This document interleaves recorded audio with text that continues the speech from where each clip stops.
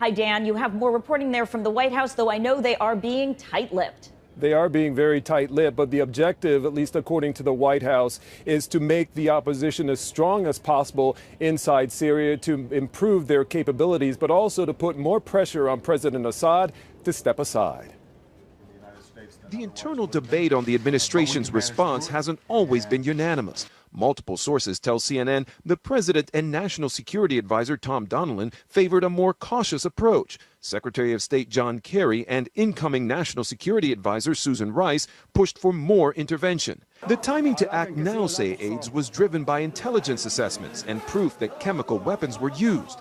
But some critics aren't convinced, calling the decision to arm the rebels a mistake. What he's taking is a half step that's actually rather dangerous. It commits the U.S., it commits U.S. prestige, but it's probably not going to change the balance of power there. The White House seems confident this assistance will not only help the rebels, but put more pressure on Assad. As for the no-fly zone, as was established in Libya, aides say it's more difficult, dangerous, and costly, in part because of Syria's air defense system. But Republican Senator John McCain doesn't agree, saying this on CNN's The Lead. Unless we take out Bashar Assad's air assets and establish a safe zone, it will not change the favorable conditions on the battlefield for Bashar Assad.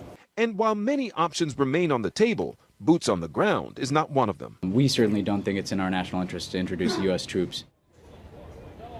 Now, White House aides have been the ones briefing reporters over the last couple of days, but Senator John McCain and others are asking why the president himself has now not come out and explained the actions to the American people, just like he did in Libya. He says that the American people deserve this. White House top aide here, Ben Rhodes, said that the president over the next several days will have several opportunities to do that as he heads to the G8 in Germany. I know, we'll look for that. It was bizarre that the president was speaking publicly yesterday at the same time the White House was privately briefing reporters about crossing the red line. Curious, Dan, now that the administration has made this late decision to provide new aid to Syrian rebels, are they able to get the support to the rebels in time to make a difference?